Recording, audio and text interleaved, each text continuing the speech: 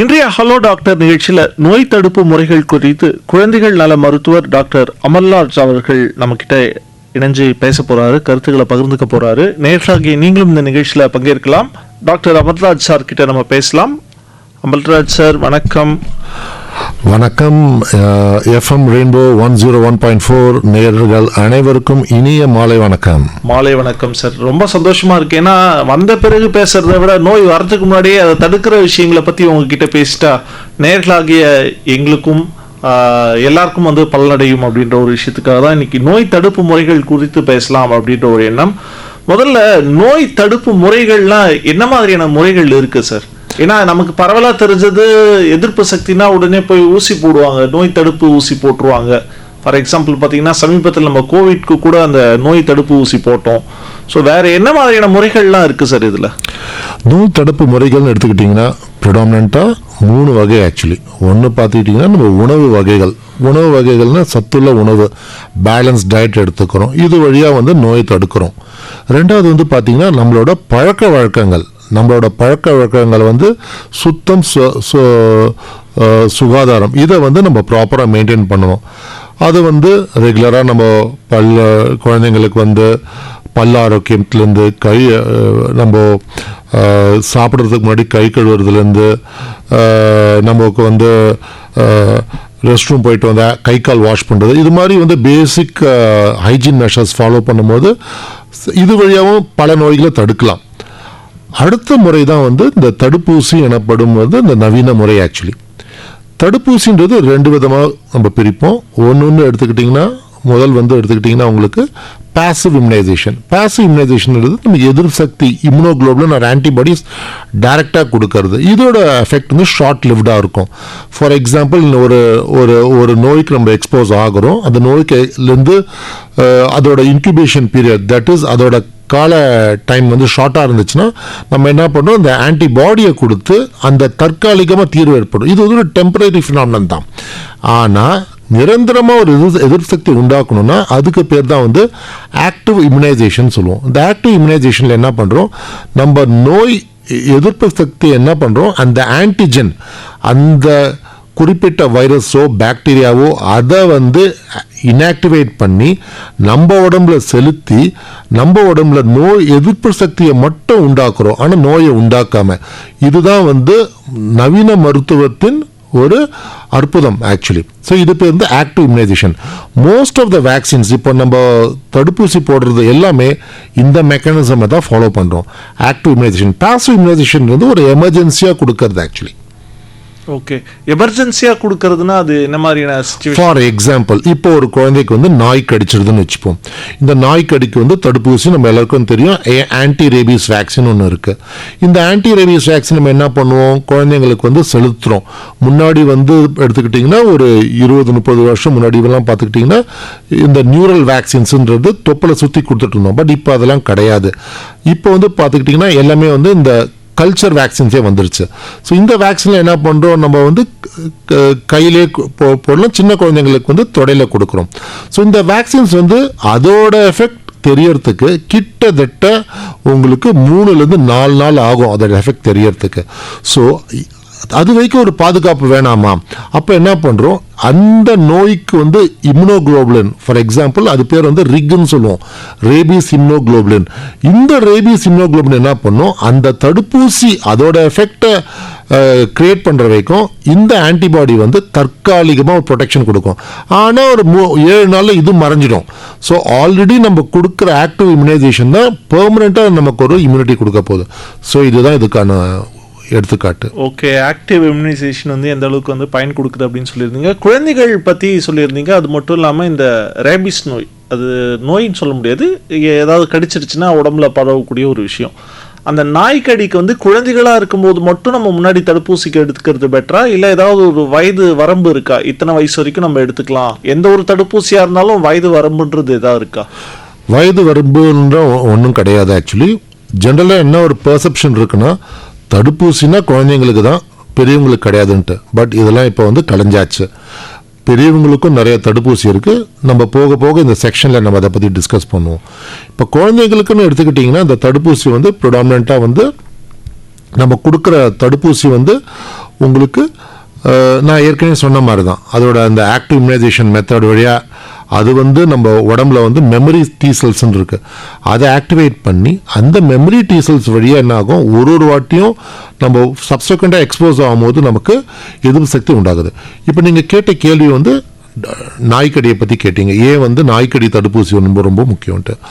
இப்போ முன்னெல்லாம் என்ன பண்ணோம், இந்த நாய் கடிச்சதுக்கப்புறம் நம்ம தடுப்பூசி போட்டோம், அதுக்கு ஒரு ஷெட்யூல் இருக்குது. முதல் நாள், 3வது நாள், 7வது நாள், 14வது நாள், அப்புறம் வந்து 30வது நாள், இப்படி தான் கொடுத்துட்டு இருந்தோம். பட் இப்போ என்னன்னா pre exposure immunization. Pre exposure என்னென்னா ஒரு நாய் ஒரு பூனை ஒரு இதுலேருந்து நம்ம கடிப்படுறதுக்கு முன்னாடியே நம்ம இந்த ப்ரீ எக்ஸ்போஷர் ப்ரொஃபலாக்சிஸ் எடுத்துக்கிட்டோம்னா நமக்கு பாதுகாப்பு இன்னும் அதிகமாக இருக்கும். இப்போ ஒரு நாயோ பூனை கடிக்கு நம்ம எக்ஸ்போஸ் ஆகி அதுக்கப்புறம் நம்ம வேக்சின் போடும்போது இம்யூனோகுளோபின்ன்ற ஊசி நான் சொன்னேன் இல்லையா, அதையும் நம்ம ஆக்சுவலி கொடுக்கணும். But pre exposure prophylaxis that is கடிக்கிறதுக்கு முன்னாடியே 2 டோஸ் மட்டும், தட் இஸ் ஒரு வார இடைவெளியில் 2 டோஸ் எடுத்துக்கிட்டோன்னா அது உடம்புல வந்து ஓரளவுக்கு எதிர்ப்பு சக்தியை உண்டாக்கும் போது சப்சிக்வெண்ட்டாக நமக்கு வந்து திருப்பி அந்த நாய்க்கடியோ பூனைக்கடியோ எக்ஸ்போஸ் ஆகும்போது 2 டோஸ் மட்டும் போட்டாலே போதும். ஏன்னா உடம்புல ஆல்ரெடி வந்து நமக்கு நோய் எதிர்ப்பு சக்தி உண்டாக்கக்கூடிய ஆன்டிபாடிஸ் இருக்க போகுது. ஸோ இது வந்து ஒரு இப்போ ரீசெண்டாக எடுத்துக்கிட்டிங்கன்னா எங்களோட குழந்தைகள் இந்திய குழந்தைகள் குழுமம்னு சொல்லுவோம், இந்தியன் அகாடமி ஆஃப் பீடியாட்ரிக்ஸ்.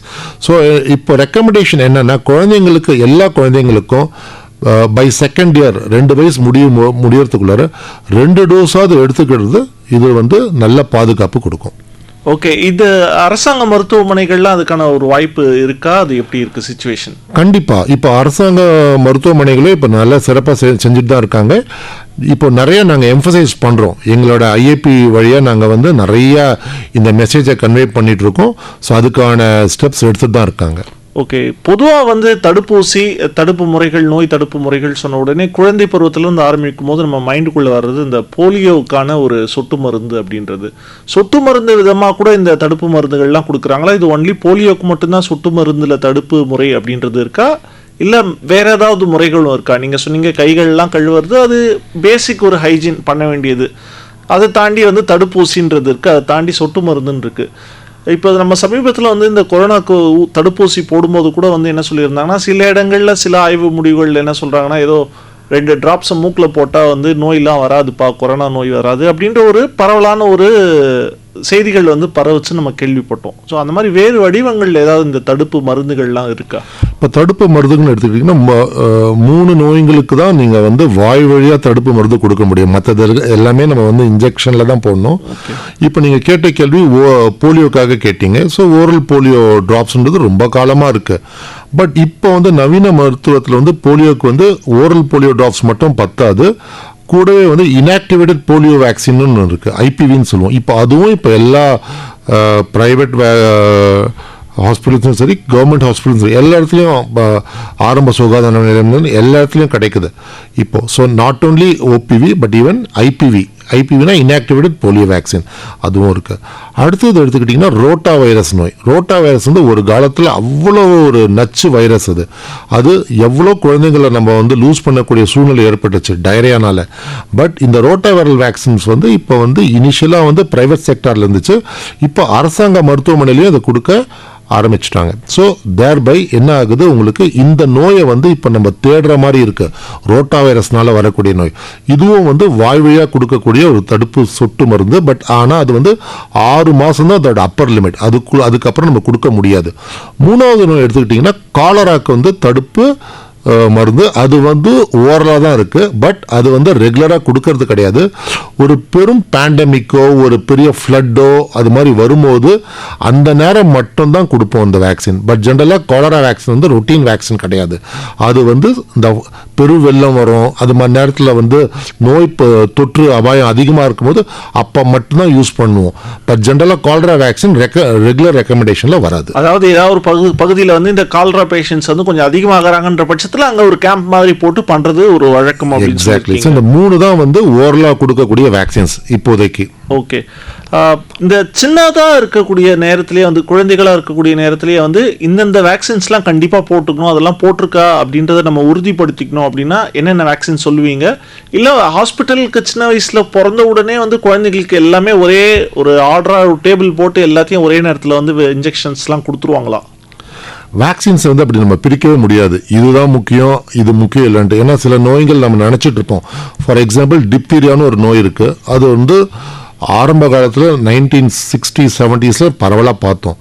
அதுக்கப்புறம் ஒரு ஷார்ட் பீரியட் சுத்தமாக இல்லை, எல்லாம் யோசிக்க ஆரம்பித்தாங்க. இந்த டிபிடியில் வந்து D stands for diphtheria. So என்ன நினச்சாங்க, இதெல்லாம் இப்போ நல்லா போயிடுச்சு. பட் இப்போ ரீசெண்டாக வந்து இடையில சர்ஜஸ் பார்க்குறோம் நம்ம போஸ்ட் கோவிட். ஏன்னா அந்த டைமில் வந்து வேக்சினோட எண்ணிக்கை ஒரு ஷார்ட் பீரியட் குறைஞ்சிது. ஸோ இப்போ திருப்பி நம்ம எந்த நோயெலாம் வந்து மறைஞ்சிடுச்சுன்னு நினச்சோமோ அதை திருப்பி பார்க்க ஆரம்பிக்கிறோம். ஸோ எந்த நோயுமே நம்ம வந்து பிரிக்க முடியாது. ஃபார் எக்ஸாம்பிள் ஒரு குழந்தை 10ஆம் கிளாஸோ 12th ஸ்டாண்டர்ட் சிலபஸில் படிக்கும்போது ஒரு லெசனை மட்டும் ஒமிட் பண்ணிட்டு போனால் கரெக்டாக அந்த கொஸ்டின் தான் வந்து நிற்க போகுது. ஸோ கிட்டத்தட்ட அதே மாதிரி தான். ஸோ ஆல்வேஸ் எந்த நோயும் நம்ம பிரிக்க முடியாது. எல்லா தடுப்பூசி, ஏன்னா ஆயிரக்கணக்கான நோய்களில் நம்ம எண்ணி ஒரு 16லேருந்து 18 நோய்ங்க தான் நம்ம தடுக்க முடியும் தடுப்பூசி வழியாக. அதை வந்து நம்ம குழந்தைங்களுக்கு கொடுத்தாகணும். அண்ட் வெரி இம்பார்ட்டன்ட்லி தடுப்பூசின்றது ஒரு பர்த் ரைட் எந்த குழந்தைக்குமே. அண்ட் இந்த நேரத்தில் நான் சொல்ல விரும்புறதுன்னா, முதல் தடுப்பூசின்னா அது வந்து சீமைப்பால் தான். அதை நான் ரொம்ப வலியுறுத்த விரும்புகிறேன். அது இங்கிலீஷில் கொலஸ்ட்ரம் சொல்லுவோம். நிறைய டைம்ஸ் என்னது பிறந்த உடனே குழந்தைங்களுக்கு கிடைக்கிறது கிடையாது. ஸோ ஃபஸ்ட்டு தடுப்பூசின்னு எடுத்துக்கிட்டிங்கன்னா அந்த கொலஸ்ட்ரமுக்கு அவ்வளோ நோய் எதிர்ப்பு சக்தி இருக்குது. ஓகே, நிறைய விஷயங்கள் பேசிட்டு இருந்தோம் டாக்டர். ஒரு நேர் வந்துட்டாரு, அவரும் பேசணும்னு ஆசையா கேட்டலாம். வணக்கம். வணக்கம் ஐயா. வணக்கம் சார், யார் எங்கிருந்து பேசுறீங்க? ஐயா சாமிநாதன், வேலூர்ல இருந்து. ஆட்டிசம் பாதிப்பு வந்து கருவிலேயே வந்து தாயினுடைய கருவில் இருக்கும் போதே தெரிஞ்சுக்கலாங்களா, கர்ப்பப்பையில் இருக்கும் போதே, இல்ல அது பிறந்துட்ட பிறகுதான் தெரியுமா? அதுக்கான மருத்துவம் எங்க வந்து நம்ம கிடைக்கும்? இப்போ வெள்ளூர்ல இருந்து நாங்க பேசுறோம். இங்க ஹெட் குவார்டர் ஹாஸ்பிட்டல்ல இருந்து கிடைக்குமா, டிஸ்ட்ரிக்ட் ஹெட் குவார்டர்ல இருந்து, இல்ல நாங்க சென்னைக்கு தான் எழும்பூருக்கு தான் வரணுங்களா? அதை பத்தி கொஞ்சம் சொல்லணும். அதுக்கு தடுப்பூசி மாதிரி ஏதாச்சும் இருக்குங்களா? அதையும் வந்து டாக்டர் கிட்ட தெரிஞ்சுக்கலான்ட்டு. வணக்கம் ஐயா. ஆட்டிசம் வந்து இப்போ நம்ம அந்த நோய் வந்து நம்ம என்ன சொல்கிறோம்னா ஏஎஸ்டின்னு சொல்கிறோம், ஆட்டிஸ்டிக் ஸ்பெக்ட்ரம் டிசார்டர். அதுதான் அதோட ஆக்சுவல் டேர்ம். அது நீங்கள் சொல்கிற மாதிரி கருவிலே கண்டுபிடிக்கிறது ரொம்ப ரொம்ப கஷ்டம். யூஸ்வலாக இந்த ஆட்டிஸ்டிக் ஸ்பெக்ட்ரம் டிசார்டர்ன்றது எப்படின்னா, ஒரு குழந்தை வளர தான் அதோட கம்யூனிகேஷன் ஸ்கில், அது எந்த அளவுக்கு மற்றவங்களோட பழகுது, கண்ணை உற்று நோக்குறது, ஐ கான்டாக்டு, அப்புறம் லாங்குவேஜ் ஃபங்க்ஷன், இதை 3 வச்சு தான் சொல்லுவோம். யூஸ்வலாக இந்த நோயை வந்து 1.5 வயசில் யூஸ்வலாக கண்டுபிடிக்கலாம். ஓரளவுக்கு அது அறிகுறிகள் தெரியும். பட் நம்ம சொசைட்டியில் எடுத்துக்கிட்டிங்கன்னா அது வந்து ஜென்ரலாக வந்து ஒரு 2.5 வயசில் தான் ஜென்ரலாக பிக் பண்ணுறோம். பட் இந்த குழந்தைங்களுக்கு தெரப்பி தான். இது வந்து தடுப்பூசின்னு ஒன்றும் கிடையாது. ஆட்டிசம் ஸ்பெக்ட்ரம் டிசார்டருக்கு தடுப்பூசின்னு ஒன்றும் கிடையாது. பட் ஆனால் இதை வந்து நம்ம ஆரம்பத்திலே கண்டறிஞ்சோன்னா, இப்போ தெரப்பிலாம் ரொம்ப கரெக்டான ஸ்டேஜில் கொடுத்தோன்னா இந்த குழந்தைங்களாம் கிட்டத்தட்ட இந்த குழந்தைங்களை வந்து ஓரளவுக்கு வந்து ஒரு நார்மல் லைஃப் லீட் பண்ணுற அளவுக்கு நம்ம கொண்டு வரலாம், ப்ரொவைடட் அந்த குழந்தைங்களுக்கு வந்து சிவியரிட்டி கம்மியாக இருந்துச்சுன்னா. நீங்கள் சொல்கிற மாதிரி இப்போது சென்னையில் தான் இதுக்கான ட்ரீட்மெண்ட் மையங்கள்னு ஒன்றும் கிடையாது. இப்போ வந்து பல இடங்களில் வந்து பார்த்திங்கன்னா இதுக்கு வந்து ஸ்க்ரீனிங், அந்த ஏர்லி ஸ்க்ரீனிங் சொல்லுவாங்க.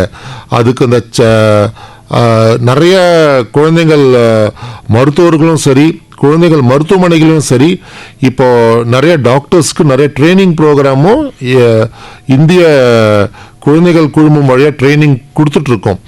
தேர்பை இது மாதிரி நோய்களை ஆரம்பத்திலே கண்டறிஞ்சு அந்த குழந்தைங்களுக்கு தெரப்பி கொடுத்தோன்னா நம்ம கண்டிப்பாக வந்து இந்த குழந்தைங்களுக்கு வந்து இவங்க லைஃப்பில் வந்து ஒரு மறுமலர்ச்சி ஏற்படுத்தலாம். கண்டிப்பாக நீங்கள் சொல்கிற மாதிரி வேலூர்லேருந்து இதுக்குன்னு சென்னை வரணும்னு தேவையே கிடையாது. நீங்கள் இதுக்கு வந்து அங்கேயே வேலூர் அரசு மருத்துவமனைக்கு போனாலுமே உங்களுக்கு வந்து குழந்தைகள் நல்ல பிரிவு போனால் கண்டிப்பாக இதுக்கான நல்ல ஒரு உங்களுக்கு அறிவுரை கிடைக்கும்.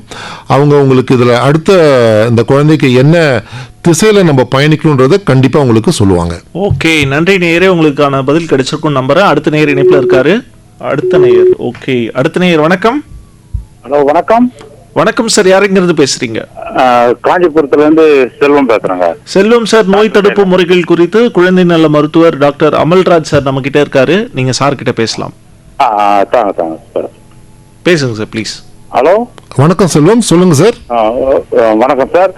அதாவது எங்க பொண்ணுடைய குழந்தைக்கு தடுப்பூசி போட சொன்னாங்க. அது சரின்னு போய் தடுப்பூசி போட்டு அடுத்த முறை வர சொல்ல இந்த தேதின்னு சொல்லி அனுப்பிச்சாங்க. ஆனா அந்த தேதியில குழந்தைக்கு ஜுரம் வந்துச்சு, சளி. அதனால அவங்க போடல. அதனால ஒரு 10 நாள் தள்ளி போய் போட்டாங்க. அதனால அந்த தடுப்பூசி வேலை செய்யாதா என்னன்னு எனக்கு ஒரு சந்தேகம். உங்க சந்தேகம் நார்மல் நிறைய பேருக்கு இருக்கக்கூடிய சந்தேகம் தான். அந்த நேரத்தில் அவங்க எடுத்த முடிவு கரெக்ட் தான். இப்போ ஒரு தடுப்பூசி போடும்போது என்னன்னா, உங்களுக்கு இந்த உடம்பு ஆரோக்கியமாக இருந்தால், இப்போ நான் ஆல்ரெடி சொல்லியிருக்கேன், இந்த தடுப்பு எதிர்ப்பு சக்தி எப்படி உண்டாகுதுன்னா, அந்த உண்டாக்கக்கூடிய அந்த கெட்ட வைரஸோ பாக்டீரியாவோ அதோட ஆன்டிஜனை உடம்புல கொடுத்து நம்ம உடம்பு தான் எல்லா வேலையும் செய்யுது. அதுதான் எதிர்ப்பு சக்தியை உண்டாக்குது. ஸோ நம்ம உடம்பு திடமா இருந்தாதான், எந்த நோயும் இல்லாம இருந்தாதான் போடுற தடுப்பூசி அதோட எஃபெக்டை ப்ராப்பராக உண்டாக்க முடியும். நமக்கு ஏற்கனவே ஒரு ஜுரமோ ஒரு வயிற்றுப்போக்கோ ஒரு இருமல் சளி இருந்து அந்த குழந்தைக்கு தடுப்பூசி போடும்போது நம்ம உடம்பு உண்டாக்கக்கூடிய எதிர்ப்பு சக்தி, அந்த டேக்குன்னு சொல்லுவோம், அது டெஃபினட்டாக கொஞ்சம் கம்மியாக தான் இருக்கும். மெடிக்கல் டேர்மில் நாங்கள் இம்யூனோஜெனிசிட்டின்னு சொல்லுவோம், அது ஜெனரலாக கம்மியாக இருக்கும். ஸோ ஒரு 10 நாளோ ஒரு வாரம் அந்த குழந்தை நல்லானதுக்கு அப்புறம் போட்டுக்கிறது தான் கரெக்டு. அந்த 10 நாளோ ஒரு வாரமோ நீங்கள் தள்ளி போடுறதுனால எந்தவித பாதிப்பும் இருக்காது. இப்போ அந்த குழந்தை உரிய நேரத்தில் போட்டிருந்தாலும் சரி, ஒரு வாரம் கழிச்சு நீங்க போட்டாலும் எவ்வளவு எதிர்ப்பு சக்தி உண்டானுமோ அது கரெக்டா உண்டாயிடும். ஸோ அதை பத்தி நீங்க கவலைப்படவே வேண்டாம். நன்றி சார், ரொம்ப நன்றி சார். நன்றி செல்வம். நன்றி சார். ஓகே சார், இந்த நேயருக்கு முன்னாடி பேசின நேயர் சொல்லியிருந்தாரு வேலூர்ல இருந்து, அந்த ஆட்டிசம் பத்தி கேட்டிருந்தாரு. ஸோ அந்த ஆட்டிசம் கருவிலேயே இருக்கும்போது கண்டறிய முடியுமான்னு கேட்டிருந்தாரு. அதுக்கான வாய்ப்பு இல்லை, வளர்ந்த பிறகுதான் நம்ம கண்டுபிடிக்க முடியும்னு சொல்லியிருந்தோம். அந்த தாய்மாருக்கு ஒரு பெண்களா, வளரிளம் பெண்களா அந்த அடலசன்ட் ஏஜ்ல இருக்கும் போதே அவங்களுக்கு ஏதாவது தடுப்பூசி எல்லாம் போட்டா இந்த மாதிரியான கரு சார்ந்த பிரச்சனைகள் வராம தடுக்க முடியுமா? கருவுறுதல் சார்ந்த பிரச்சனைகள் வராம தடுக்க முடியுமா? அடலசன்ட் கேர்ள்ஸ்ல மெயினா பாத்தீங்கன்னா நம்ம ரெக்கமெண்ட் பண்றது சில தடுப்பூசிகள் தான். பட் அது கரு சார்ந்த ப்ராப்ளம்ஸை தடுக்குமான்றது கிடையாது, இப்போதைக்கு கிடையாது. பட் அடலசன்ட் கேர்ள்ஸ் இந்த சில ஊசிங்களாக இருக்குது. 16 வயசில் போட வேண்டிய தடுப்பூசிகள் கரெக்டாக போட்டுக்கணும். அதே மாதிரி இந்த கர்ப்பப்பை வாய் புற்றுநோய் தடுப்பூசி அதுவும் அவங்க போட்டுக்கணும். அது போட்டுக்கிட்டாங்கன்னா கண்டிப்பாக அவங்கள ப்ரொடெக்ட் பண்ணிக்கலாம். மெயினாக தட் இஸ் ஒரு பெண்ணும் அவங்க ஒரு இல்லத்தரசி அந்த குடும்பத்தோட ஒரு முக்கிய தூண் மாதிரி. அப்படி இருக்கும்போது அவங்க ஆரோக்கியன்றது ரொம்ப ரொம்ப முக்கியம். ஸோ இவங்க எப்பவுமே குழந்தையாவே இருக்க போகிறது கிடையாது. அவங்க சப்சக்வெண்ட்டாக அவங்களோட அடல்ட் லைஃப் லீட் பண்ணும்போது, ஹெல்த்தி லைஃப் லீட் பண்ணதுக்கு கண்டிப்பாக அவங்களுக்கு ஃபுல் பாதுகாப்பு வேணும். நம்ம எல்லாருக்குமே தெரியும், நம் பெண்களில் மோஸ்ட் காமன் கேன்சர்ஸ் எடுத்துக்கிட்டோம்னா ஒன்று பிரஸ்ட் கேன்சர், ரெண்டாவது கர்ப்பப்பை வாய் புற்றுநோய். இந்த 2 வேக்சின், இந்த 2 கேன்சர்ஸ் தான் வெரி காமன். இது ரெண்டுமே தடுக்க முடியும்னா கண்டிப்பாக தடுக்க முடியும். எப்படின்னா, இப்போ ஃபார் எக்ஸாம்பிள் பிரஸ்ட் கேன்சர் எப்படி தடுக்க முடியும்னா, அதிக நாள் ஒரு பெண் தாய்ப்பால் கொடுக்கும்போது இதை தடுக்கலாம். ஏன்னா the more you feed the child, நம்ம அதிக நாள் தாய்ப்பால் கொடுக்க பிரஸ்ட் கேன்சருக்கான வாய்ப்புகள், ஒவேரியன் கேன்சருக்கான வாய்ப்புகள் குறையுது. அதே போல உங்களோட கர்ப்பப்பை வாய் புற்றுநோய் இதுக்கு தடுப்பூசியே இருக்கு. ஆக்சுவலி இது ஹியூமன் பேப்லோமா வைரஸ் வேக்சின் சொல்கிறோம். இது கொஞ்சம் ரொம்ப வருஷமாகவே இருக்குது. இப்போ கூடிய விரைவில் இது கவர்மெண்ட்லேயும் வரப்போகுது. இது ஒரு ரொம்ப சந்தோஷமான செய்தி. ஸோ இது வந்துடுச்சுன்னா கண்டிப்பாக எல்லாருமே இதை செலுத்திக்கணும். இது செலுத்திக்கும் போது கண்டிப்பாக ஃபியூச்சர் ஜென்ரேஷனை இந்த நோயிலேருந்து காப்பாற்றுறதுக்கு ஒரு நல்ல ஒரு வாய்ப்பு. ஓகே, பெண் குழந்தைகள் எந்த ஏஜ்ல போட்டுக்கிட்டா பெட்டரா இருக்கும்? அதுக்கும் ஏதாவது ஏஜ் லிமிட் ஏதாவது இருக்கா? கண்டிப்பாக. இப்போ இந்த ஹெச்பிவி வேக்சின் பொறுத்த வரைக்கும் இது 9 இயர்ஸ் கழிச்சு நம்ம கொடுப்போம். நம்ம யூஸ்வலாக சொல்லுவோம், ஒரு 9 வயசு பெண் குழந்தைக்கு கொடுக்கக்கூடிய ஒரு சிறந்த பிறந்தநாள் கிஃப்ட்னா ஹெச்பிவி வேக்சின். இதான் நாங்கள் சொல்கிறது குழந்தை நல மருத்துவராக. ஏன்னா 9 இயர்ஸ் முடிச்சதுக்கப்புறம், 9 வயசு முடிச்சதுக்கப்புறம் நம்ம போடலாம். எவ்வளோ ஏர்லியாக கொடுக்குறோமோ அவ்வளோ அந்த அளவுக்கு வந்து எதிர்ப்பு சக்தி வந்து இன்னும் பெட்டராக இருக்கும். இன்னொரு என்னென்னா 9லேருந்து 14 வயசுக்குள்ளே போடும்போது ஆக்சுவலி இந்த வேக்சின் வந்து 3 டோசஸ் கொடுப்போம். First month, second month, 6th month. But 9லேருந்து 14 இயர்ஸ்க்குள்ளே போடும்போது இது 2 டோஸ் கொடுத்தாலே போதும். ஸோ இன்ஜெக்ஷனோட எண்ணிக்கையும் நம்ம குறைக்கிறோம். 3 வந்து 2 ஆகுது with the same protection rate. So கண்டிப்பாக இது வந்து இதை பற்றி நிறைய விழிப்புணர்வு சமீபத்தில் நிறையவே அதிகமாக இருக்குது. பட் இன்னுமே நிறைய பேர் வந்து குழந்தைங்க வந்து இந்த வேக்சினை வந்து போட்டுக்கிட்டு அதோட பலனை பெறணும் ஃபியூச்சரில். ஓகே, இது வந்து அந்த வயது வரக்கூடிய அந்த சமயத்துல பண்ணணுமா இல்லைன்னா அதுக்கு முன்னாடி கூட பண்ணிக்கலாம்? அதுக்கும் இதுக்கும் சம்பந்தமே கிடையாது. ஜென்ரலாக என்ன பண்ணுவாங்கன்னா இந்த மெனார்கே எல்லாம் நிறையா இது பண்ணும்போது, மெனார்கே வரும்போது அந்த குழந்தைங்க வயசு பக்குவம் அட்டைன் ஆகும்போது போடலாமா வேணாமா அதெல்லாம் கிடையாது. எல்லா ஏஜ்லேயும் 9 இயர்ஸ் தாண்டிட்டாலே தாராளமாக போடலாம். அண்ட் இன்னொரு ஒரு அருமையான செய்தி என்னன்னா, இப்போ ரீசெண்டாக பார்த்தீங்கன்னா ஆண் குழந்தைங்களில் கூட இந்த தடுப்பூசி வந்துடுச்சு. முன்னெல்லாம் இது பெண் குழந்தைங்களுக்கு, ஏன்னா இதை வந்து இந்த டேர்ம் வந்து இந்த கர்ப்பப்பை வாய் புற்றுநோய்ன்றது ஒரு மிஸ்நாமர். ஆக்சுவலி இது வந்து நாட் ஓன்லி சர்விக்கல் கேன்சர் மட்டும் கிடையாது, இது வந்து ஆண் உறுப்பு கேன்சரை கூட உண்டாக்கும், ஏனல் கேன்சர் உண்டாக்கும், வெஜனல் கேன்சர் உண்டாக்கும், நேசோஃபரஞ்சல் கேன்சர் உண்டாக்கும். இது ஒரு கேன்சருக்கான தடுப்பூசி மட்டும் கிடையாது. பட் இது புரியறதுக்காக இந்த டேர்ம் வந்துச்சே தவிர இது வந்து கிட்டத்தட்ட 7-8 கேன்சருக்கு ப்ரொடெக்ஷன் கொடுக்குது. ஏன் ஆண் குழந்தைக்கு மெயினாக கொடுக்குறோன்னா, சப்செக்வெண்ட்லி ஒரு மேல் பார்ட்னர்லேருந்து தான் ஒரு ஃபீமேல் பார்ட்னருக்கு இந்த நோய் ஸ்ப்ரெட் ஆகுது.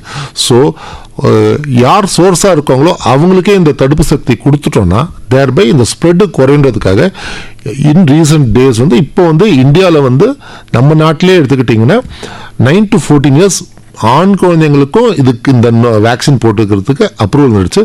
வெளிநாட்டில் வந்து கிட்டத்தட்ட இதெல்லாம் வந்து ஒரு 10 இயர்ஸாகவே இருக்குது. பட் நிறைய பேருக்கு வந்து இதை பற்றிலாம் தெரியாததால் தான் வந்து நிறைய தடுப்பூசிகள் போட்டுக்கிறதுக்கு வந்து நம்ம வந்து யோசிக்கிறோம். பரவலாக தெரிஞ்சது இந்த போலியோ சொட்டு மருந்து, அது குழந்தைகளுக்கு கட்டாயம் போடணுன்றதால அதை மட்டும் போட்டுட்டு வரோம். அடுத்த நேயர் இணைப்பில் இருக்காரு, பேசலாம். வணக்கம். ஓகே, நேயருடைய லைன் கட்டாயிருக்கு. நேயர்களே, நீங்களும் இந்த நிகழ்ச்சியில் பங்கு பெறணும்னு ஆசைப்பட்டீங்கன்னா அழைக்க வேண்டிய எண்கள் 044249911014. அடுத்த நேயர் வந்துட்டாரு, பேசலாம். வணக்கம். ஹலோ, டாக்டர்கிட்ட பேசணும். பேசலாம் மேடம். உங்க பேர் என்ன மேடம், தெரிஞ்சுக்கலாமா? நான் செல்வி வளசரவாக்கத்துல இருந்து பேசுறேன் சார். செல்வி மேடம், டாக்டர் அமல்ராஜ் சார் இருக்காரு, பேசலாம். வணக்கம் செல்விமா. வணக்கம் சார். சார் என்னோட பேத்திக்கு வந்து 14 வயசு ஆகுது சார். சொல்லுங்கம்மா. அவங்களுக்கு அந்த தடுப்பூசி இந்த 14 வயசுல போட தடுப்பூசி இப்ப போடலாம் இல்லையா சார்? எந்த தடுப்பூசிமா? அந்த கர்ப்பப்பை வாய் புற்றுநோய் தடுப்பூசி HPV வேக்சின் என்னமா? ஆமா சார், ஆமா சார். தாராளமா போடலாமா? நீங்க 2 முறை போடணும்னு சொல்லிருக்காங்க இல்லையா? ஆமாங்கம்மா. அது வந்து 6 மாசம் இடைவெளியில 2 டோஸ் வருமா, போட்டுக்கோங்க. சரிங்க சார். இப்போ ஒரு முறை, அப்புறம் இன்னொரு அடுத்தது எப்போ சார் போடணும்? 6 மாசம் கழிச்சு வருமா? 6 மாசம் இடைவெளி கழிச்சு வருமா? சரிங்க சார், ரொம்ப நன்றி சார். நன்றிமா.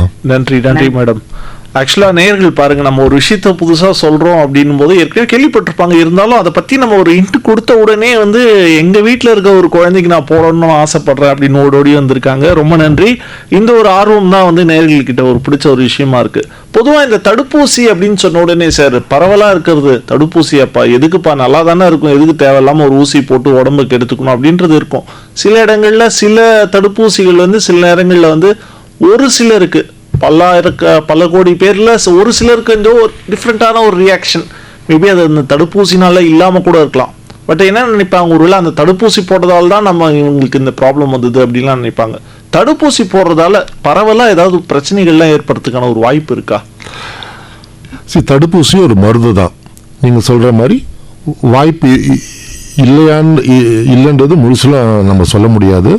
அது ரொம்ப ரேர். நீங்க சொல்ற மாதிரி லட்சத்துல ஒரு குழந்தைக்கோ ஒரு குழந்தைக்கோ வரலாம்.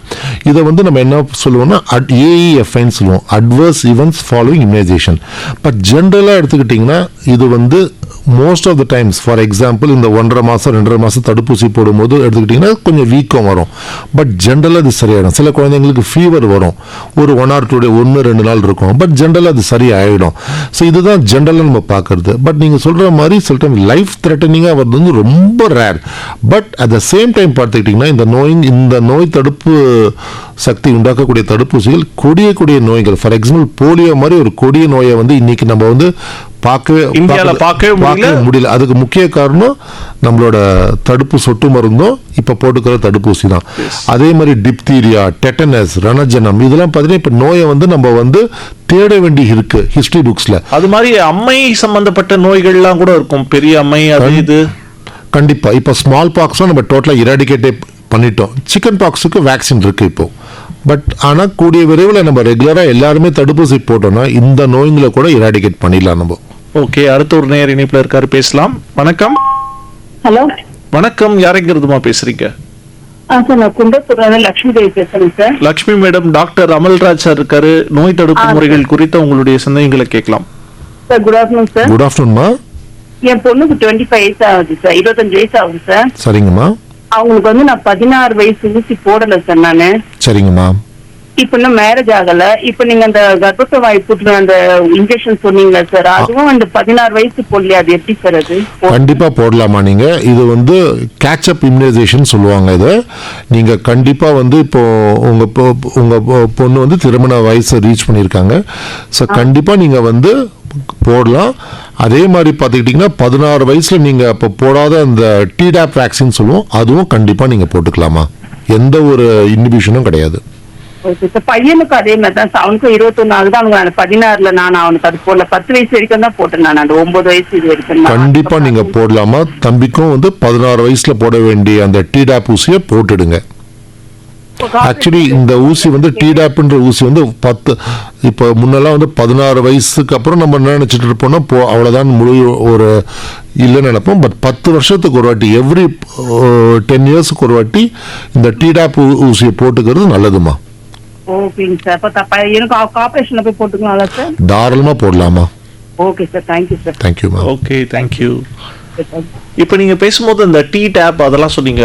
ஷோ முடிஞ்ச அடுத்து ஒரு 1/2 மணி நேரம் கழிச்சு போனாலும் இந்த பேர்லாம் ஞாபகம் இருக்காது. பொதுவாக ஒரு ஆஸ்பத்திரிக்கு போனால் டாக்டர் கிட்ட சார் இதுக்கெல்லாம் எனக்கு ஊசி போடணும் சார் நீ எப்படி கேட்கறது சார்? ஏன்னா நீங்க சொல்ற அந்த டெக்னிக்கல் டேர்ம் அதெல்லாம் வந்து எங்களுக்கு இந்த 1/2 மணி நேரம் ஞாபகம் இருக்கும். அடுத்து ஒரு பாட்டு ப்ளே பண்ணால் பாதி மறந்துடும், இசையில மூழ்கிடுவோம். ஸோ அந்த டி டேப்ன்ற மருந்தெல்லாம் சொல்றீங்கல்ல, பொதுவாக ஒரு ஹாஸ்பிட்டலுக்கு போனால் இந்த அந்த வளர் இளம் பெண்களாக இருக்கட்டும் இல்லை குழந்தைகளாக இருக்கட்டும் இந்த தடுப்பூசிலாம் மேஜராக இந்த நோய்கள்லாம் போடணும்பா அப்படின்னா எதெல்லாம் நீங்கள் சொல்லுவீங்க? முக்கியமாக பார்த்துக்கிட்டிங்கன்னா நீங்கள் இது வந்து இது வந்து ஒரு டாக்டரோட டொமைன். ஆக்சுவலி அவங்க டிசைட் பண்ண போகிறது தான். ஸோ எப்போவுமே எல்லாருக்கும் ஒரே மாதிரினா கிடையாது. சில பேர் வந்து அதுக்கு தான் அந்த தடுப்பூசி அட்டவணைன்றது ரொம்ப முக்கியம். அவங்க என்ன போட்டிருக்காங்கன்னு பார்க்கணும் ஃபர்ஸ்ட் ஆஃப் ஆல். இப்போ ஃபார் எக்ஸாம்பிள் 10 வயசு வரைக்கும் ஒரு உதாரணத்துக்கு சொல்கிறேன், ரொம்ப மிக குறைவான ஊசி தான் ஒருத்தவங்க போட்டிருக்காங்க. இன்னொருத்தவங்க 10 வயசு வரைக்கும் எல்லாம் பர்ஃபெக்டாக போட்டிருக்காங்க. ஸோ இதுக்கப்புறம் 10 வயசு கழிச்சு ஃபாலோ அப் வேக்சின்ஸ் வந்து 2 பேருக்கும் ஒன்றா இருக்குமானா கண்டிப்பாக கிடையாது. ஒரு வயசுக்கு ஒரு தடுப்பூசிக்கு வரைவரவு இருக்குது ஆக்சுவலி. ஸோ எல்லா ஊசியும் எல்லா வயசுலையும் போட முடியாது. ஃபார் டிபிடி வேக்சின்லாம் பார்த்தீங்கன்னா 14 வயசுலலாம் போட முடியாது. அதுதான் மாடிஃபைடு அந்த டிடாப்னு சொல்கிறோம். ஸோ அந்த நபர் என்னென்ன போட்டிருக்காங்க என்னென்ன போடலன்றது கண்டறிஞ்சு அந்த வயசுக்கு என்ன போட முடியுமோ அதை மட்டும்தான், அது அந்த தடுப்பூசி செலுத்தக்கூடிய அந்த மருத்துவர் தான் முடிவு பண்ணணும். ஓகே, நீங்க இப்ப சொன்ன விஷயத்துல இருந்து எனக்கு நல்லா எடுத்துக்கக்கூடிய ஒரு விஷயமா நான் பார்க்கறது, பொதுவாக அந்த குழந்தைகள் வச்சிருக்கவங்க எல்லாம் எல்லாருமே என்னென்ன ஊசி போடுறது ஒரு ஹெல்த் ரெக்கார்ட் மெயின்டைன் பண்ணணும் அப்படின்றத நான் புரிஞ்சுக்கிறேன். எந்தெந்த வயசுல எந்தெந்த நாள்ல என்னென்ன தடுப்பூசி போட்டிருக்கோம் அப்படின்றது ஃபியூச்சர் ரெஃபரன்ஸ்க்கு அது கண்டிப்பா பயன்படும் நினைக்கிறேன். கண்டிப்பா. ஓகே, அடுத்த நேயர் இணைப்புல இருக்காரு, பேசலாம். வணக்கம். ஹலோ, வணக்கம். ஐயா வணக்கம். ஐயா நான் ஊராஞ்சேரியில இருந்து பிஜி மணிவாசன் பேசுறேன். Manivasan. Yes sir. Sir doctor இருக்காரு, நோய் தடுப்பு முறைகள் குறித்து உங்களுடைய சிந்தனைகளை கேட்கலாம் சார். அதான் கேக்குறேன். இப்போ எல்லாத்துக்கும் தடுப்பூசின்னு போடுறீங்களே, இப்போ டிபிக்கு ஆஸ்மாக்கு இதுக்கு முன்னாடி கேன்சருக்கு வருங்களா, அதுக்குன்னா தடுப்பூசி எதனா இருக்காயா? வணக்கம் ஐயா. டிபிக்கு வந்து தடுப்பூசினா பிசிஜின்னு ஒரு வேக்சின் இருக்கு, காசநோய் தடுப்பூசி இருக்கு. அது வந்து பிறந்த குழந்தையா இருக்கும்போது போடுறது அது இருக்கு. கேன்சருக்கெல்லாம் தடுப்பூசி கிடையாது இது வரைக்கும் ஒன்றும். தட் இஸ் ஜென்ரலாக சொல்கிறேன். பட் ஆனால் நான் சொன்ன மாதிரி இந்த ஹெச்பிவி வேக்சின் வந்து அது ஒரு கேன்சர் ப்ரிவென்ஷன் வேக்சின் தான், அது மட்டும் இருக்குது. பட் மற்ற கேன்சர்ஸுக்கு வந்து சில தடுப்பூசிகள்லாம் வந்து ஆராய்ச்சி முறையில் இருக்குது.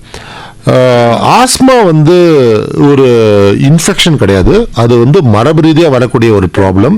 ஸோ அதுக்கு வந்து தடுப்பு ஊசின்னு கிடையாது. பட் ஆனால் வந்து அதை வந்து ஆஸ்மா பாதிக்கப்பட்டவங்களுக்கு வந்து ட்ரீட்மெண்ட் வந்து பார்த்தீங்கன்னா நிறைய அந்த இன்னலர் தெரப்பி, ப்ரிவென்டிவ் தெரப்பிலாம் வந்துருக்கு.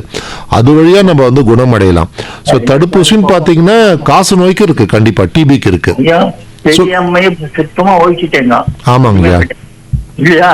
ஆமா. இந்த மாதிரி வயசானவங்க கஷ்டப்படுறாங்க, அதுக்கு முன்ன மாதிரி இந்த மாதிரி தடுப்பூசி எதனா போட்டா கஷ்டமா நல்லா இருக்குமேன்னு ஒரு உங்க கேள்வி மிக மிக அருமையான கேள்வி.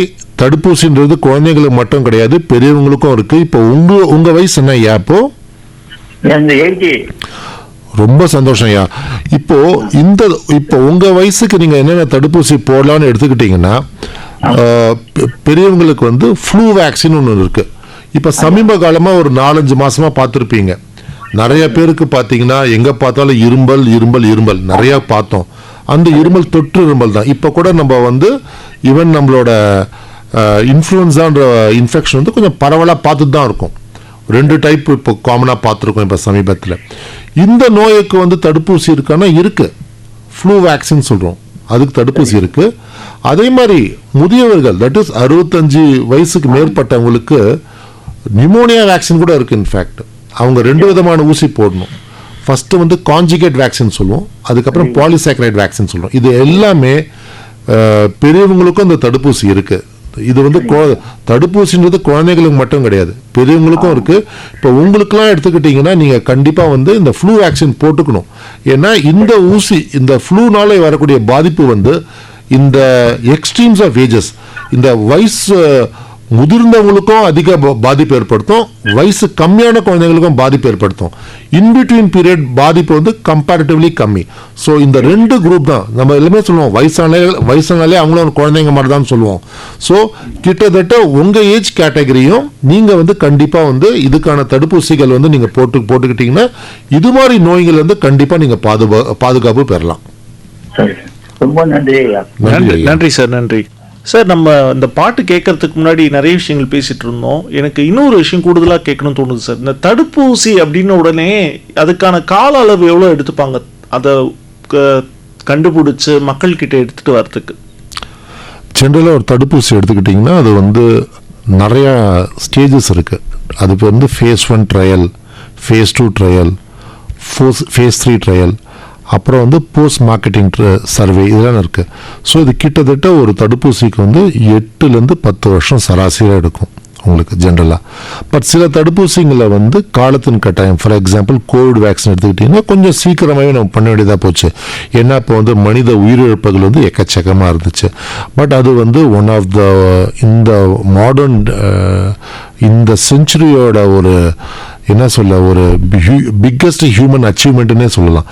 எந்த ஒரு தடுப்பூசியும் இவ்வளோ ஃபாஸ்ட்டாக வந்தது கிடையாது. கோவிட் வேக்சின் அதில் வந்து நம்ம நாட்டோட பங்கு ஒரு பெரிய பங்கு இருக்குது. ஏன்னா நம்ம நாட்டிலே இண்டிஜியஸாக தயார் பண்ண கோவிட் வேக்சினும் இருக்குது. ஸோ இது வந்து எக்ஸ்ட்ரீம், ரொம்ப ஒரு அசாதாரண சூழ்நிலை இருக்கும்போது இந்த ஷார்ட் பீரியடில் நம்ம கொண்டு வருவோம். But most of the vaccines எடுத்துக்கிட்டிங்கன்னா குறைஞ்சது ஒரு 8 to 10 வருஷம் ஆகும். ஏன்னா இந்த ட்ரையல்லாம் ஃபுல்லாக முடிச்சு, ஏன்னா அது மனித பயன்பாட்டுக்குன்னு வரும்போது அது சேஃபாக இருந்தால் தான் நம்ம கொடுக்க முடியும். ஓகே, அடுத்த நேர் இணைப்பில் இருக்காரு, பேசலாம். வணக்கம். ஓகே, வந்துட்டாரு, கட் ஆயிடுச்சு அவருடைய இணைப்பு. இந்த தடுப்பூசியினுடைய ஸ்டேஜஸ் பற்றி சொல்லியிருந்தீங்க. தடுப்பூசி போட்டால் வந்து சிலருக்கு வந்து என்ன ஒரு பயம்னா, அதனால ஏதாவது பக்க விளைவுகள் ஏற்படுமோ, நாளைக்கு பின்ன இப்போ ஃபியூச்சரில் ஏதாவது பிரச்சனை வருமோ, ஒரு விஷயத்துக்கு நான் ஊசி போடுறேன்னு போய் வேற எதுக்காவது வந்து பிரச்சனை வருமோ அப்படின்ற ஒரு பயம்லாம் இருக்கும். பொதுவாக இந்த தடுப்பூசி போடுறதால ஏதாவது பக்க விளைவுகள் பெரிய அளவுக்கு இருக்குமா? மோஸ்ட் ஆஃப் த இப்போ இருக்கக்கூடிய தடுப்பூசிகளை பெருசாக ஒன்றும் பக்க விளைவுகள் ஒன்றுமே கிடையாது, எல்லாமே சேஃப் தான். நான் சொன்ன மாதிரி சில பேருக்கு மட்டும் அந்த ஷார்ட் டேர்ம், அந்த ஏஎஃப்ஐன்னு சொல்லுவோம், அட்வர்ஸ் ஈவெண்ட்ஸ் வந்து ரொம்ப ஷார்ட் டேர்ம் தான் இருக்குமே தவிர லாங் டேர்மாக எடுத்து யாருக்குமே பெருசாக பாதிப்பு ஒன்றும் இருக்காது. ஓகே, அடுத்ததாக வந்து பார்த்தீங்கன்னா இந்த வயதானவர்களுக்கும் தடுப்பூசி போடலாம் அப்படின்னு சொல்கிறோம். வயதானவர்கள் வந்து அவங்களும் யோசிப்பாங்கல்ல, எதுக்கு வயசாயிடுச்சு, இதுக்கு மேலே நம்ம என்ன தடுப்பூசி போட போகிறோன்னு, அதெல்லாம் வந்து ரொம்ப முக்கியமா அவங்களுக்கு? ஏன்னா வயசானவங்களுக்கு நீங்கள் சொன்ன மாதிரி அந்த ஃப்ளூலாம் வரதுக்கான வாய்ப்பு ரொம்ப அதிகம். ஏற்கனவே நோய் எதிர்ப்பு சக்தி உடம்புல கம்மியாக இருக்கும். ஸோ இதெல்லாம் எப்படி சார்?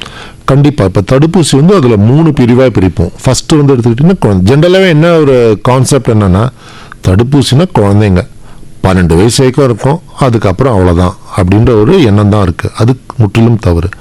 தடுப்பூசி 3 இம்பார்ட்டன்ட் கேட்டகரி. ஒன்று வந்து குழந்தைங்க வந்து அப் டு 12 வயசு வரைக்கும். அடல்ட் வேக்சின்ஸே நிறையா இருக்குது.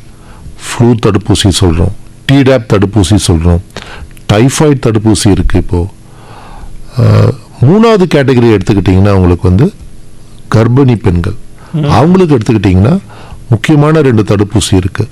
ஃப்ளூ தடுப்பூசி கண்டிப்பாக போடணும், அதே மாதிரி இந்த டிடாப்ன்ற தடுப்பூசியும் கண்டிப்பாக போடணும். சில ஆய்வுகள் என்ன சொல்லியிருக்குன்னா, ஒரு கர்ப்பிணி பெண் 7ஆவதுலேருந்து 8வது மாத டைமில் ஃப்ளூ வேக்சின் போட்டுக்கிட்டா அந்த தாய் ஈன்றெடுக்கிற குழந்தைக்கு முதல் 6 மாசத்துல வரக்கூடிய நிமோனியா நோய்க்கான வாய்ப்பு 50% குறையுதுன்னு சொல்றாங்க. ஓகே. ஸோ அந்த அளவுக்கு இது வந்து ஸ்டடீஸ் வைஸ் ப்ரூவ் ஆயிருக்கு. ஸோ இந்த 3 கேட்டகரி, தட் இஸ் கருவிலிருந்து கல்லறை வரை இருக்கு தடுப்பூசி. அதுதான் மெயினாக நம்ம ரொம்ப ஷார்ட்டா சொல்லிட்டீங்க சார். அடுத்த ஒரு நேர் இணைப்புல இருக்காரு, பேசலாம். என்னப்பா வரவங்க எல்லாம் வந்து உடனே கொஞ்சம் பொறுமையா காத்திருக்க மாட்டாங்கப்பா, வந்த உடனே அப்படியே கட் ஆயிடுறாங்க. இந்த தடுப்பூசி பத்தி சொல்லிட்டு இருந்தீங்க. அதுக்கப்புறம் இந்த கொரோனா சமயங்கள்ல நம்ம கேள்விப்பட்ட ஒரு விஷயம் வந்து இந்த ஹேர்ட் இம்யூனிட்டி அப்படின்ற ஒரு விஷயம். அது சமூகத்துக்குள்ள அப்படி எல்லாரும் ஒன்னா சேரும்போது ஏதோ ஹேர்ட் இம்யூனிட்டிலாம் வருன்றாங்க, அப்படிலாம் என்ன சார்? ஹேர்ட் இம்யூனிட்டின்றது என்னன்னா, உங்களுக்கு ஒரு ஒரு ஒரு கம்யூனிட்டியில் வந்து ஒரு அரௌண்ட் ஒரு 70-80% பேரை ப்ரொடெக்ட் பண்ணும்போது மிச்சம் இருக்கிற 20-30% பேர் ஆட்டோமேட்டிக்காக ப்ரொடெக்ட் ஆகிடுறாங்க. ஏன்னா அந்த வைரஸ் வந்து வேறு ரூட் வழியாக டிஸ்மினேட் ஆகுது.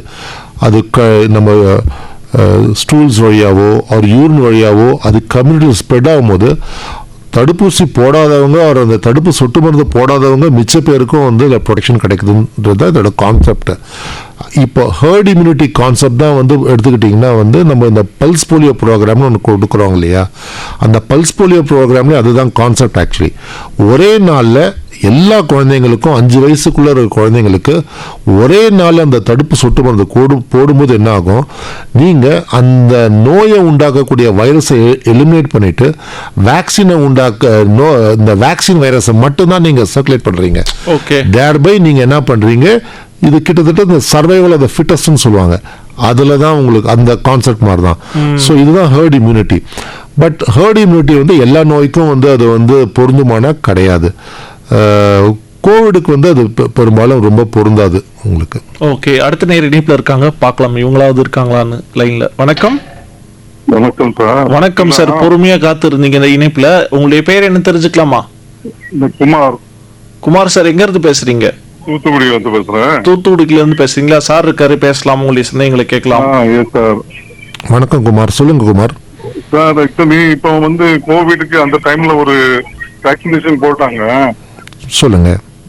இப்போ அதனால யாரும் அது அவைலபிளா சார், போய் போடணும்னா போட்டுக்கலாமா எப்படி? இல்லை, இப்போ வந்து கோவிட் வேக்சின் வந்து இப்போ ஜென்ரலாக வந்து இப்போ அவைலபிள் கிடையாது. நோயோட தொற்று இப்போ ஒன்றும் பெருசாக ஒன்றும் கிடையாது. அதனால் வந்து இப்போ வந்து அந்த வேக்சின் வந்து இப்போ என்ன, அந்த வேக்சின்லாம் வந்து எடுத்துக்கிட்டிங்கன்னா தடுப்பூசி வந்து ஷார்ட் இன்குபேஷன் பீரியட் தான் அது. ஆக்சுவலி அதோட ஷெல்ஃப் லைஃப்னு சொல்லுவோம். அந்த ஷெல்ஃப் லைஃப் வந்து ரொம்ப கம்மி ஆக்சுவலி. பட் அதனால இப்போதைக்கு அந்த தடுப்பூசி வந்து இப்போ ஜென்ரலாக கொடுக்கறது கிடையாது. பட் கேசஸ் வந்து எங்கேயாவது இன்க்ரீஸ் ஆச்சுன்னா கண்டிப்பாக வந்து கவர்மெண்ட் அதுக்கு ஸ்டெப் எடுத்து கண்டிப்பாக போடுறாங்க. பட் இப்போதைக்கு அதுக்கான அச்சுறுத்தல் வந்து இப்போ ஒன்றும் பெருசாக ஒன்றும் கிடையாது. இப்போ மற்ற நோய்களுக்கான தடுப்பூசியில் மருத்துவர்களோட கவனமும் அரசாங்கத்தோட கவனமும் இருக்கு. ஆக்சுவலி சார் இது வந்து வித்தின் ரொம்ப ஸ்டிபுலேட்டட் பீரியட்ல வந்துட்டுன்னு சொன்னீங்களா? ஆமா ஆமா, அப்படின்னு சொன்னால இது வந்து ட்ரையல் வந்து அப்ரூவல் ஆகி தான் வந்திருக்கா எப்படி சார்? இது கண்டிப்பா சார், இது எல்லாமே வந்து அப்ரூவல் ஆகி வந்த வேக்சின்ஸ் தான் சார். எல்லாமே வந்து ஃபேஸ் 3 ட்ரையல்லாம் முடிச்சுட்டு வந்த தடுப்பூசிங்க தான். அப்படிதானா சார்? அது வந்து சிலவங்களுக்கு சிலது பாதிப்பு வருதுன்னு சொல்லி சிலவங்க சொல்றாங்களா சார்? அதான் என்ன, அது வந்து ரொம்ப ஒரு மினிமல் குரூப் தான் சார். நம்ம இந்த கோவிட்ன்ற நோயை வந்து எலிமினேட் பண்றதுக்கு 2 முக்கிய காரணிகள் சார்.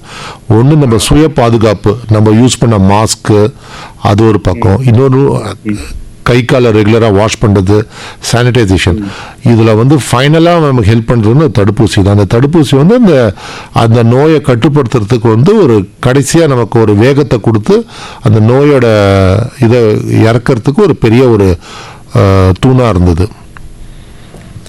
சரி சார். அப்புறம் ஒரு இடத்துல நாங்க வந்து ஒரு எல்டரை சேர்க்கணும்னு சொல்லி ட்ரை பண்ணோம். எது சார்? அவங்கள ஒரு முதியோர் இல்லத்தை சேர்க்கறதுக்கு ட்ரை பண்ணோம். சரிங்க சார். அவங்க வந்து வேக்சினேஷன் போட்டாலும் எடுப்பாங்கிறாங்க. என்ன சார் அது? அது வந்து கோவிட் வேக்சினேஷன் வந்து முன்ன வந்து சிலதுக்கெல்லாம் வந்து கட்டாயம்னு சொல்லிட்டு இருந்தாங்க. அது வந்து ஃபார் எக்ஸாம்பிள் வெளியூர் போகிறதுக்கு இதெல்லாம் வந்து, பட் இப்போ வந்து எங்கேயுமே வந்து இப்போ வெளியூர் போகிறதுக்கோ இன்டர்நேஷ்னல் ட்ராவலுக்கோ டொமஸ்டிக் ட்ராவலுக்கோ அதெல்லாம் வந்து இப்போதைக்கு எந்த ஒரு அது மாதிரி ஒரு ரூல்ஸ் ஒன்றும் இப்போதைக்கு அதை தளர்வு பண்ணிட்டாங்க. பட் அது சம்மந்தமாக ஏதாவது உங்களுக்கு ஐயப்பாடு ஏதாவது இருந்துச்சுன்னா நீங்கள் வந்து உங்கள் லோக்கல் ஹாஸ்பிட்டலில் மட்டும் நீங்கள் அணுகலாம். நீங்கள் இது மாதிரி கேட்கலாம், இது மாதிரி வந்து இது மாதிரி ஒரு சூழ்நிலை இருக்குன்னு கேட்டுக்கிட்டிங்கன்னா அவங்க வந்து ஒரு சர்டிஃபிகேட் கொடுப்பாங்க. அதை வந்து நீங்கள் அந்த முதியோர் இல்லத்தில் கொடுத்தீங்கன்னா அதை அக்செப்ட் பண்ணிப்பாங்க சார். சரி sir. Okay sir. Okay sir, நன்றி நன்றி நன்றி சார்.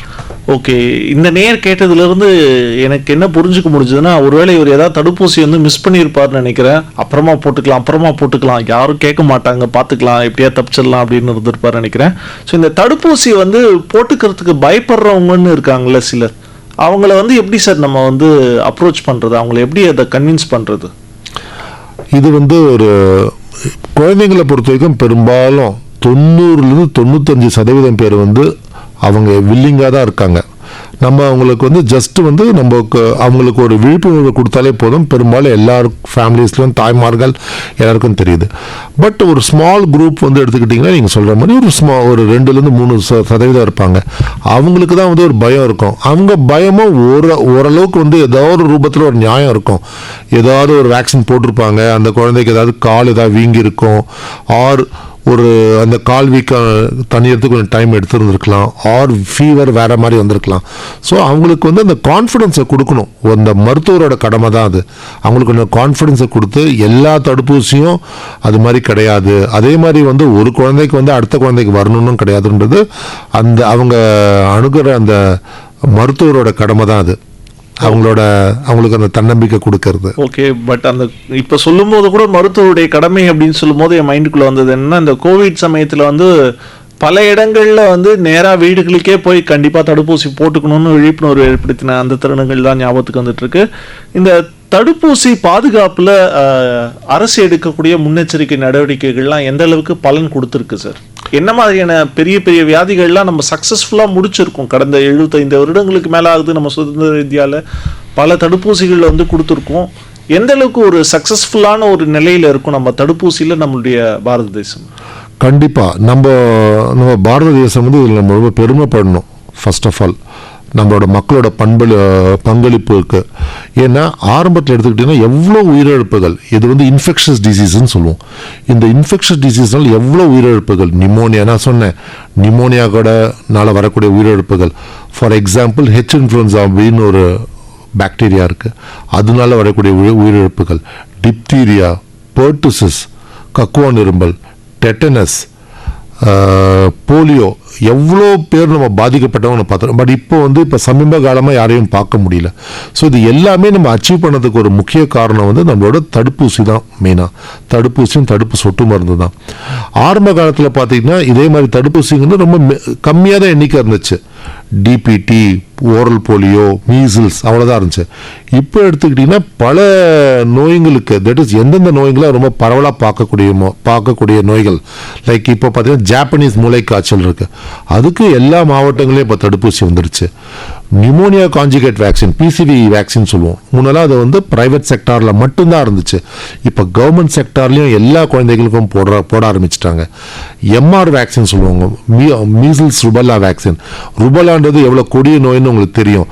அந்த ருபலா இன்ஃபெக்ஷன் வந்து ஒரு கர்ப்பிணி பெண்ணுக்கு இன்ஃபெக்ஷன் ஏற்பட்டால் பிறக்க போகிற குழந்தைக்கு தலை சிறுசாகவும், இதய பாதிப்பு, காது கோளாறு ப்ளஸ் கண் பாதிப்போட பிறக்கும். அந்த நோயெல்லாம் இப்போ ஆல்மோஸ்ட் நம்ம எலிமினேட் பண்ணிட்டோம். இது மாதிரி எக்ஸாம்பிள்ஸ் வந்து உதாரணங்கள் நம்ம அடிக்கிட்டே போகலாம். இது எல்லாமே நம்ம அச்சீவ் பண்ணதுக்கு ஒரு முக்கிய காரணம் வந்து நம்மளோட தடுப்பூசிகள் தான். இன்ஃபேக்ட் நாங்கள் வந்து இன்னுமே நாங்கள் எங்கள் இந்திய குழந்தைகள் குழுமம் வழியாக நாங்கள் வந்து அரசாங்கத்தோடு நாங்கள் தொடர்பில் இருக்கோம். மேலும் பல தடுப்பூசிகள் வந்து கவர்மெண்ட் செக்டாரில் வந்து பிரைவேட் செக்டாரில் என்னென்ன ஆல்மோஸ்ட் கிட்ட வந்துருச்சு.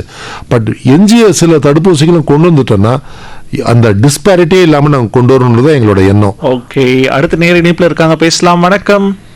வணக்கம் சார். வணக்கம், யாரைங்கிறது சார் பேசுறீங்க? செங்கல்பட்டு மாவட்டம் Jayakumar. Jayakumar sir, doctor Amalraj sir இருக்காரு. நோய் தடுப்பு முறைகள் குறித்து. வணக்கம் ஜெயக்குமார், சொல்லுங்க ஜெயக்குமார். நம்ம குழந்தை பேத்தி ஒண்ணு இருக்கு, பித்திகாஸ்டியா பேரு. செகண்ட் ஸ்டாண்டர்ட் படிக்குது. அதுக்கு 5 வயசுல ஒரு ஊசி போட்டாச்சு. இப்போ இதுக்கு பிறகு ஊசி எதுனா போடணுமா சார்? 5 வயசு பிறகுனா நீங்க எடுத்துக்கிட்டீங்கன்னா அடுத்து 10 வயசுல எடுத்துக்கிட்டீங்க. ஆமா, 10 வயசுல தடுப்பூசி வரும். பட் இதுக்கு இடையில வந்து நான் சொன்ன மாதிரி இந்த ஃப்ளூ தடுப்பூசின்னு சொன்னேன் இல்லையா, அது வந்து வருஷத்துக்கு ஒரு வாட்டி மட்டும் மழை சீசன் ஆரம்பிக்கிறதுக்கு முன்னாடி போட்டுக்கணும் சார். ஓகேங்களா? ஸோ மழை சீசன் எப்போ நம்ம ஊரில் ஆரம்பிக்கும்? பெரும்பாலும் வந்து அக்டோபர் நவம்பர். ஸோ இந்த அக்டோபர் நவம்பருக்கு ஒரு மாதம் முன்னாடியே ஜூலை ஆகஸ்டில் போட்டுக்கிட்டோன்னா அந்த மாதிரி நோய்களை நம்ம தடுத்துடலாம். நம்ம அது ஒன்று. அதை தவிர நான் சொன்ன மாதிரி 9 வயசு முடிஞ்சதுக்கு அப்புறம் HPV வேக்சின், அந்த வேக்சின் நீங்க போடணும்.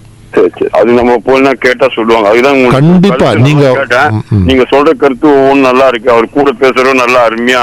அதுக்காக தான் நான் உங்ககிட்ட பேசணும். மிக்க நன்றி சார். நன்றி சார். ஜெயக்குமார். வணக்கம். வணக்கம் சார், யாருங்கிறது சார்? திருவண்ணாமலையில இருந்து ராஜேஷ் பேசுறேன் சார். ராஜேஷ் சார், டாக்டர் இருக்காரு, உங்களுடைய சந்தேகங்களை கேட்கலாம். வணக்கம் டாக்டர். வணக்கம் ராஜேஷ், சொல்லுங்க ராஜேஷ். டாக்டர், பொதுவா ஒரு டிசீஸ் ஃபார்ம் ஆகுறதுக்கான அடிப்படை கூறுகள் டாக்டர். டிசீஸ் ஒரு நேரத்துல கொரோனா வந்து நம்ம கேள்விப்பட்டே இருக்க மாட்டோம். நீங்க உலகத்தையே அதை ரொம்ப சட்டம் பண்ணி வச்சிருச்சு. கண்டிப்பா இதுல இருந்து நம்ம தற்காத்துக் கொள்வதற்கு அல்லது ஒரு டிசீஸ் இந்த டைம்ல வரும் அல்லது நம்மளால எப்படி அதை நம்ம அனுமானிக்கிறது?